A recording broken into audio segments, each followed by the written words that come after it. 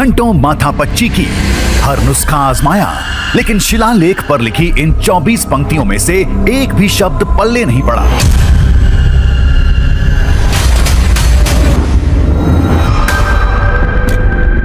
अगर शिलालेख की ये पहेली सुलझ जाती तो इस शिवधाम के रहस्य की पोटली पर पड़ी 5000 साल पुरानी गांठ खुल जाती।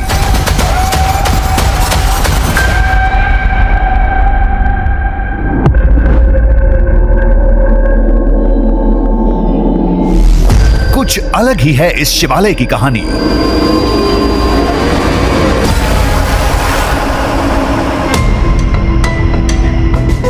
कुछ विचित्र होता है यहां, वो भी आधी रात के वक्त।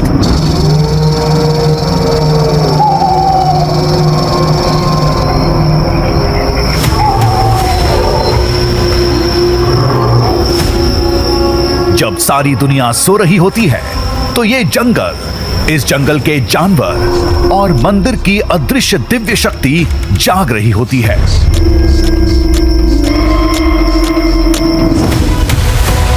देखिए, जिस तरह से यह रोशनी आसमान में दिखाई देती है मानो परलोक का कोई दूसरा द्वार खुला हो, और जैसे ही ये रोशनी तेज होती जाती है तो मंदिर से कुछ तेज रोशनी के किरण निकलते हैं जो इकट्ठा होकर इस आसमान की रोशनी में समा जाते हैं।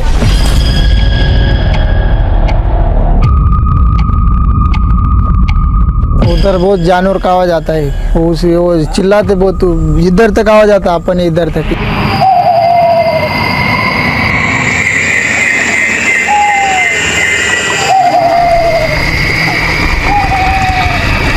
कहते हैं कि उधर कुछ तो अनयूजुअल होता है रात में। दिव्य शक्ति। हाँ, दिव्य शक्ति जैसा। अब सवाल ये खड़ा होता है, आधी रात इस शिवधाम में जो होता है क्यों होता है?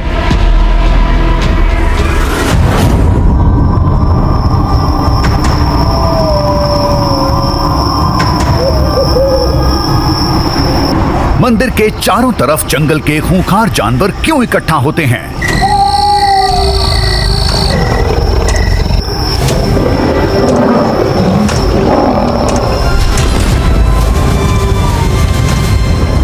मंदिर से तेज रोशनी कैसे फूटती है? मंदिर के ऊपर आसमान में चमकता गोला कहां से आता है? मंदिर से आसमान में तेजी से निकलने वाली जलती तीरों जैसी आकृति क्या है?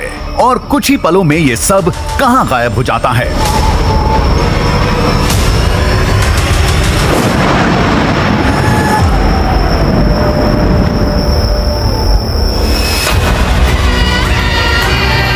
लोगों के मुताबिक ये सब भगवान शिव के सबसे शक्तिशाली अस्त्र पाशुपतास्त्र का चमत्कार है।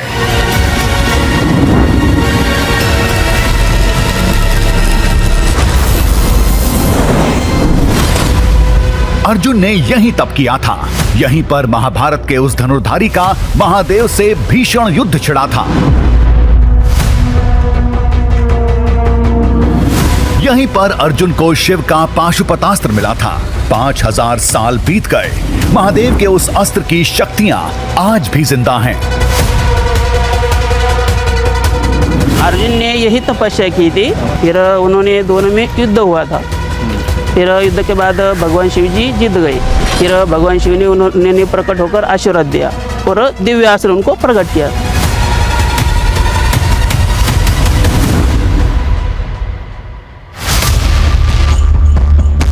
कहानी फिर से उसी मोड़ पर थी। मानो तो ये सब महादेव की लीला है, न मानो तो ये शिवधाम अफवाहों का मेला है।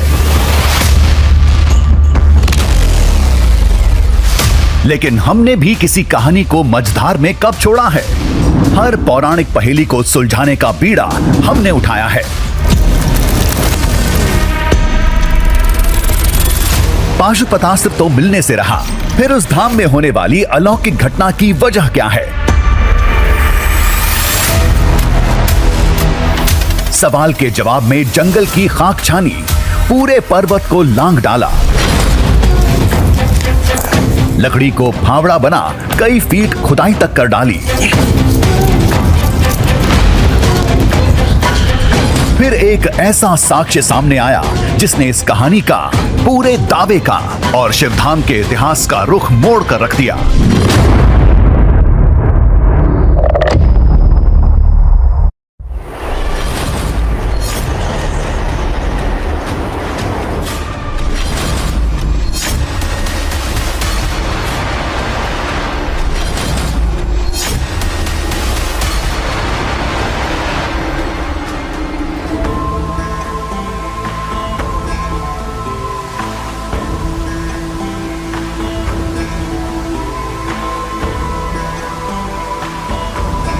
इस अलौकिक खोज का आगाज यहां से हुआ था, इस दिव्य झरने से।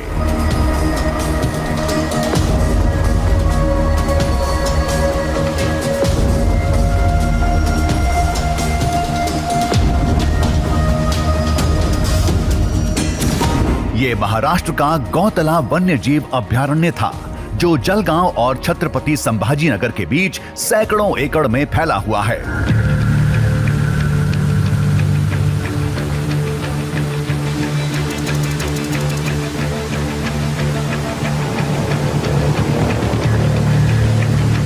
अब आप सोच रहे होंगे इस झरने में दिव्य क्या है?